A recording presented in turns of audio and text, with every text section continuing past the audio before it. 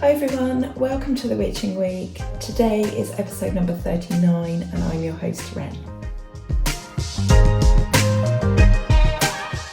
So welcome back everybody, it's Friday. How did we get there again? It seems like I've barely finished putting the video up and then it's time to record another one. How are you all doing? This morning I am drinking some Sleep, which is spiced apple and vanilla with chamomile and passion flowers. So I'm hoping that's not going to send me back to sleep. It is quite early. And I am burning some Zamzam Angel style incense. So this is, as you know, one that I really love. It smells like Angel the perfume, which is a perfume that I actually wear.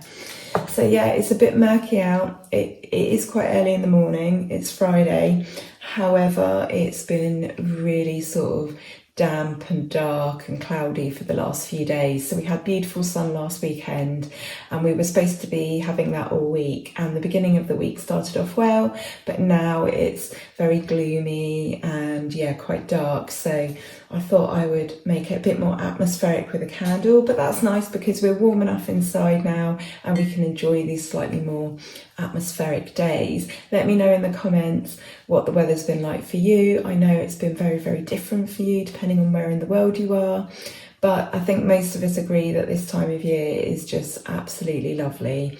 So I just want to say a thank you to you guys. We're on episode 39 and we're sort of coming up for a year's worth of episodes, which I'm really excited about.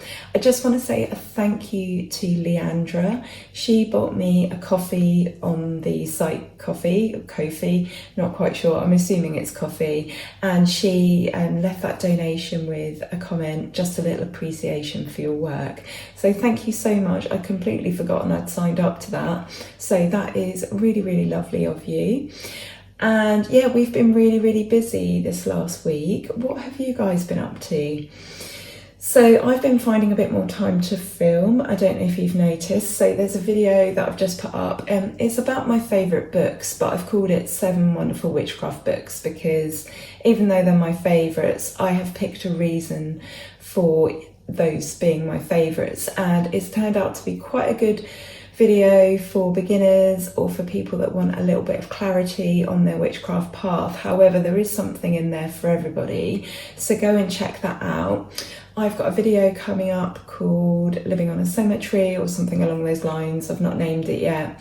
I have got a witch vlog video where you can spend a few days with me from the bank holiday last weekend, and also a Witchfest review because last Saturday my husband and I went to Witchfest Midlands, so that is a full complete review on that experience. I'm just going to tell you a little bit about it now though, because obviously it's fallen into the Witching Week. So we went to Witchfest Midlands, which was over in Stoke-on-Trent at Staffordshire University, which is about an hour and a half from us here. We're on the other side of the Midlands, and it was held across 3 buildings. Obviously being a university, they've got lots of different buildings, so it's slightly different setup to Witchfest International, where it's all under one roof. And we had a lovely time. The weather was great and we saw some really excellent speakers. We were really sad to miss Laura Dallaghan. She was doing a talk on Norse bits and bobs, so I'm sorry that she didn't make it. If you're watching, Laura, hello to you. But we did see Mara Starling. She was talking about the Welsh gods and goddesses. We saw Professor Ronald Hutton. He was talking about modern vampires. And we saw Pete Jennings and he was talking about Ragnarok. So that was absolutely fantastic. Mara Starling, I've never heard her talk before.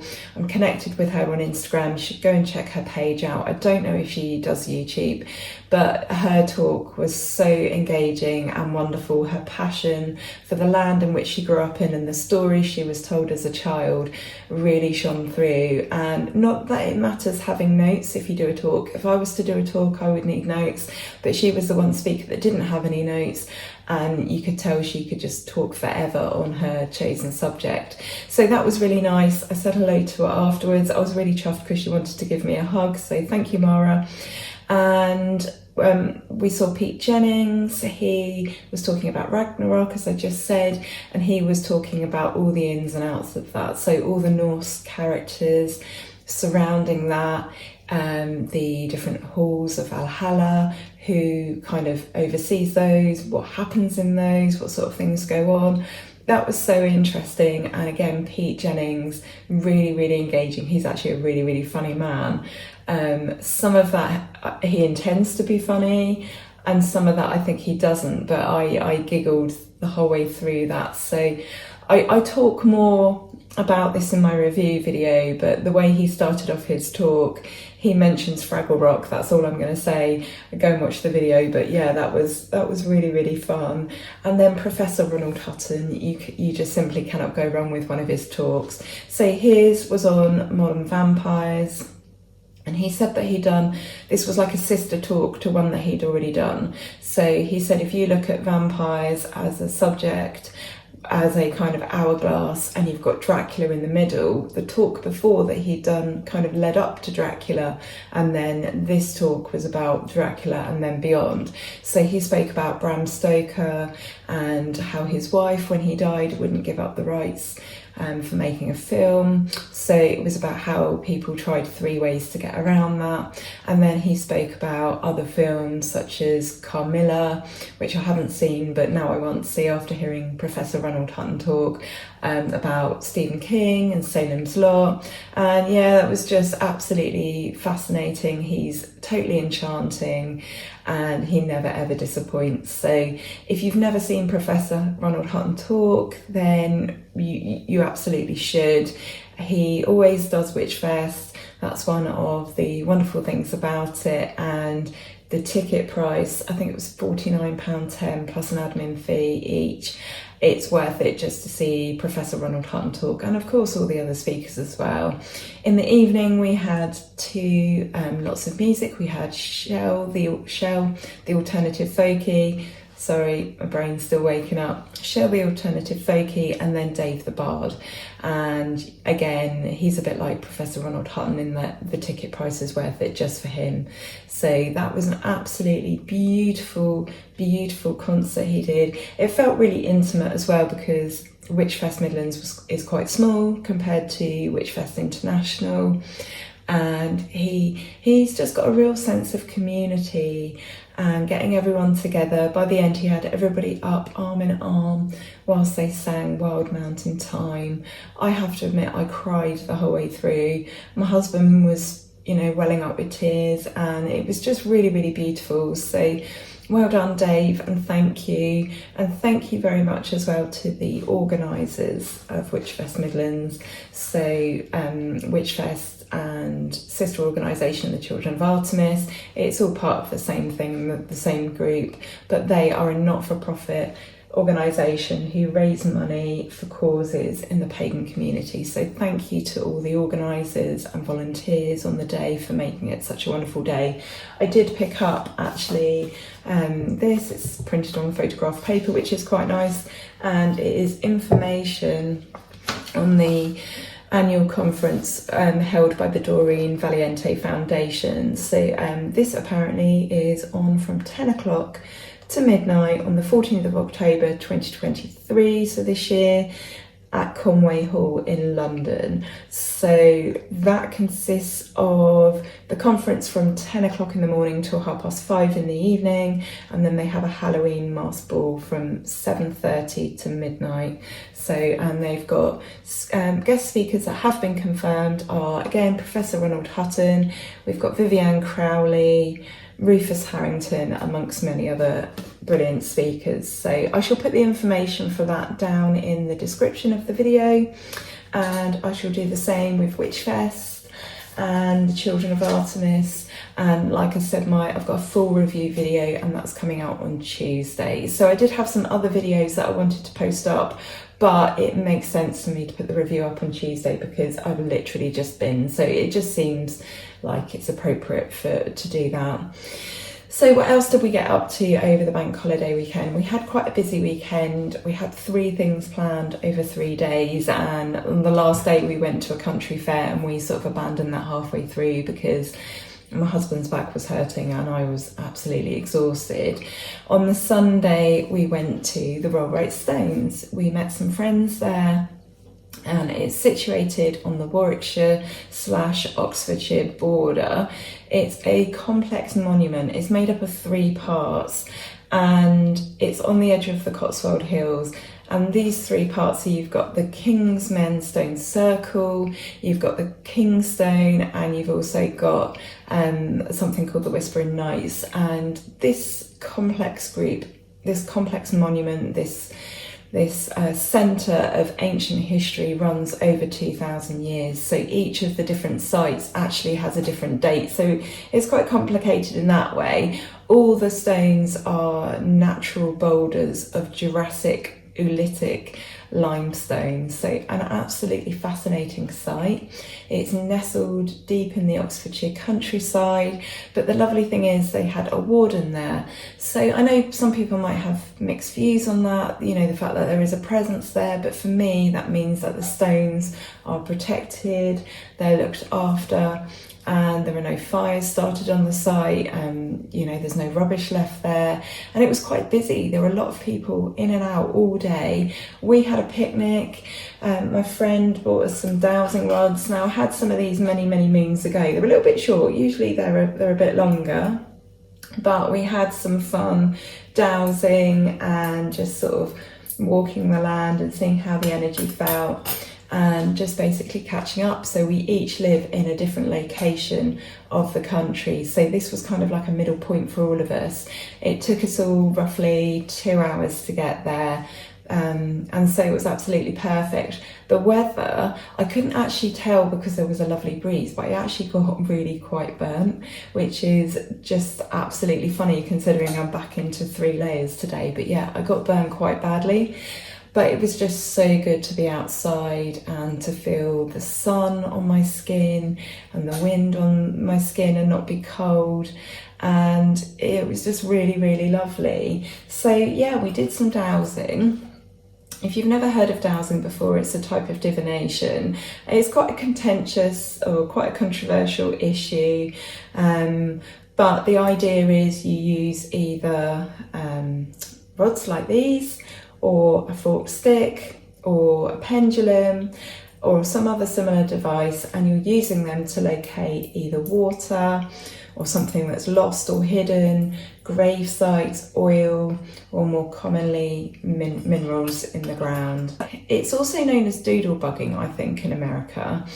And it's actually, not unsurprisingly, banned by the Catholic Church. It was an ancient practice that was banned. And in 1662, I've just made a note here, Gaspar Schott, a German Jesuit and scientist, declared divining rods or divining with rods to be superstitious or rather satanic.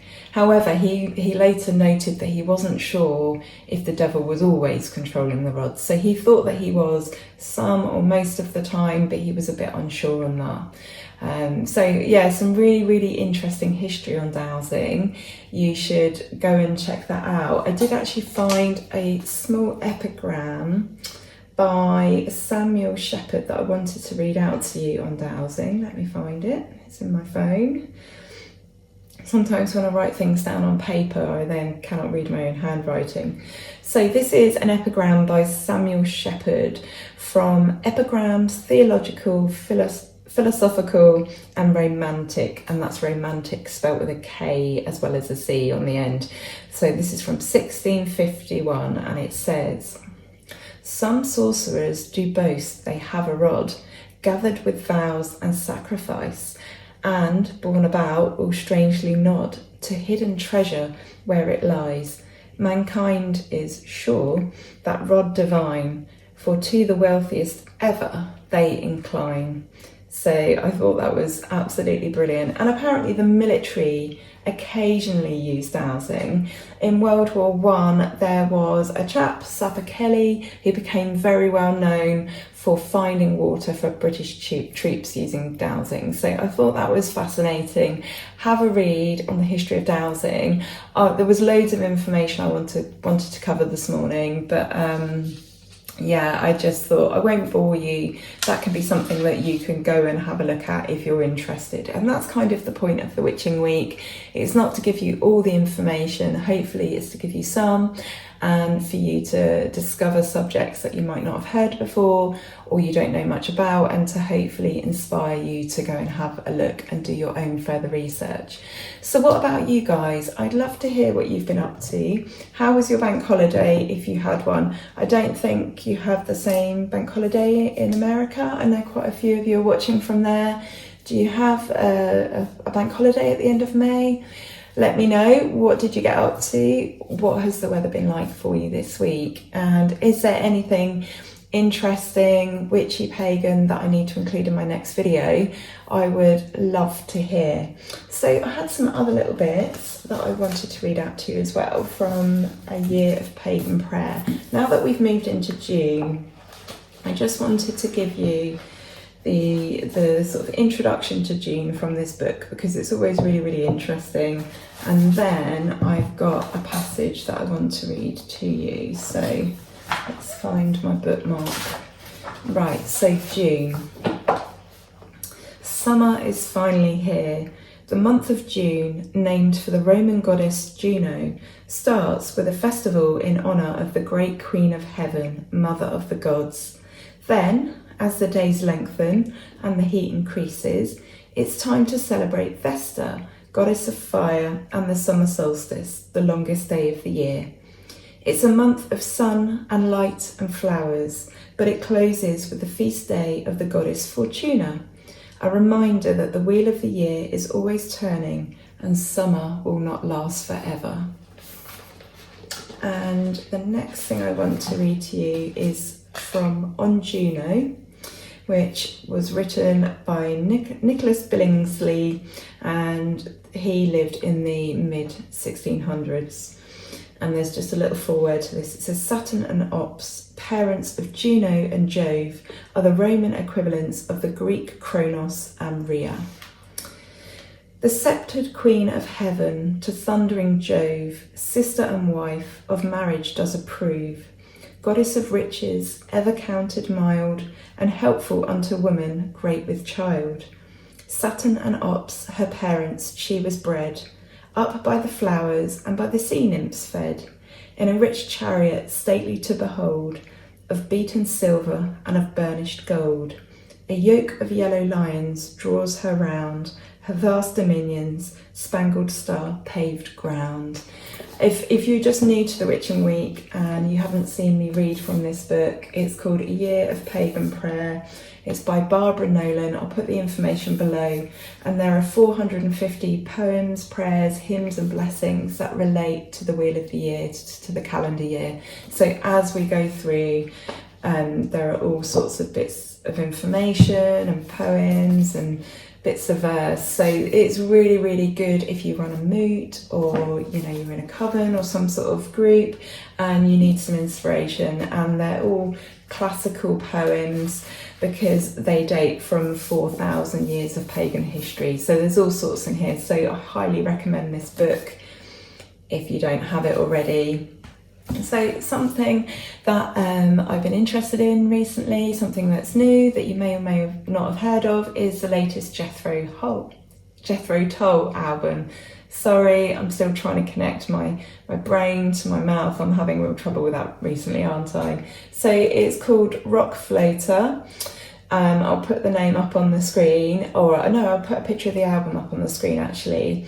And it revolves around the characters of Norse paganism. So there are tracks called things like Cornucopia, Allfather, The Feathered Consort. So it's a very pagan album. And rock, from Ragnarok, meaning destiny, and floater, meaning flute, and then there's almost kind of this play on words, which is rock flute. So that's a fantastic name for Ian Anderson to have chosen. The reason I bring this up is because whether you've heard the album or not yet, whether you're interested or not yet, there is an absolutely brilliant review of that album over on The Wild Hunt. So again, this is a website that I've mentioned before. If you're new to the Witching Week, then go check it out. It's all sorts of pagan news and views. It's updated very regularly. And there's also an editorial on there at the moment called Spiritual Warfare Rhetoric and Anti-Pagan Sentiment is Reaching Contagion. So there's some really, really important relevant and pertinent sort of articles on there, but there's all sorts of pagan news and views, and it's a brilliant opportunity to learn about things that go on in other countries as well. So for example, there's been some interesting stuff in Greece recently. So yeah, a really, really wonderful review on there. It came out, that album, on the 21st of April 2023, so it's still fairly new. Check it out, let me know what you think. I haven't listened to all of it quite, and I'm not sure what I think of it just yet myself, but I just wanted to bring it to your attention in case you weren't aware of it. So I think it's time that we do some cards. So let me know in the comments what you've all been up to, what's new in your world. Let me know if there are any good YouTube channels that you found. It doesn't have to be witchcraft related or related to paganism. It can just be anything. I'm always really interested to hear, and obviously the other people reading the comments as well. It's always good for them to hear.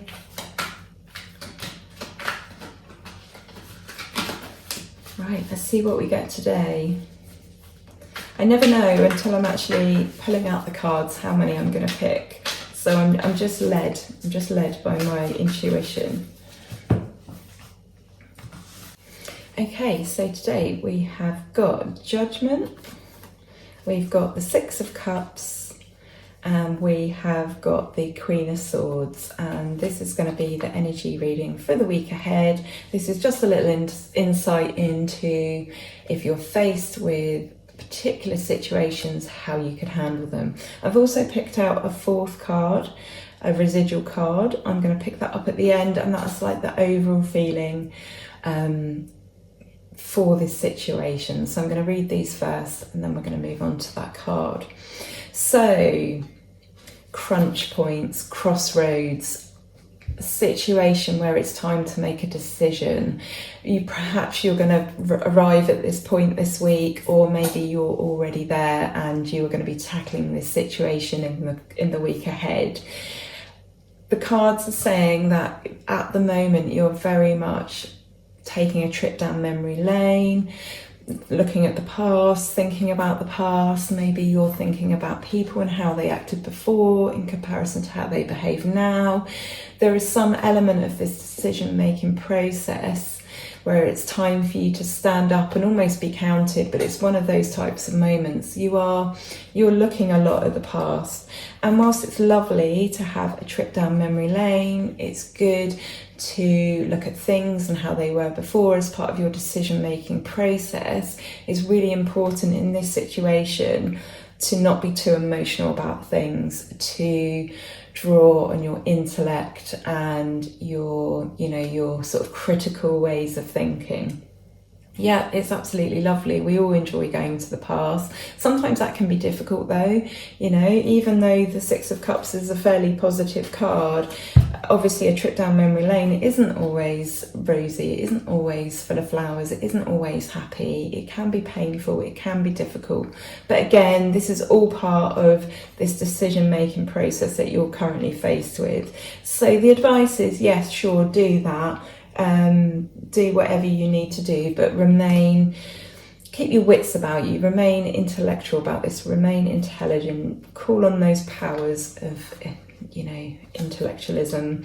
And the overarching theme for this process will be hope and healing and optimism. We have got the star out, so you'll also be guided. You'll be guided by the energies of the universe, perhaps spirit, but you will be guided in making these decisions. And whatever decision you make, it will be a moment of clarity, of healing, of optimism, of being able to move on, of bright futures. It's going to work out okay. So even if this is a fairly difficult process for you, this might not resonate for you, it might not be a theme for you at the moment or into the coming week, it might be a bit beyond that, but just think, if you're faced with this decision, then this is what you need to do. So it's almost like you need to write a list of pros and cons.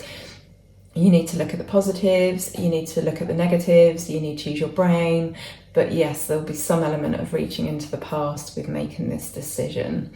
So that's it for this week. Another little short one. I don't want to make them all really, really super long. I know that sometimes you don't have the time to watch the really, really long ones. But if you got this far anyway, well done. Thank you for watching. And if you've enjoyed this video, please feel free to subscribe. If you hit the bell notification icon, you'll never miss another video.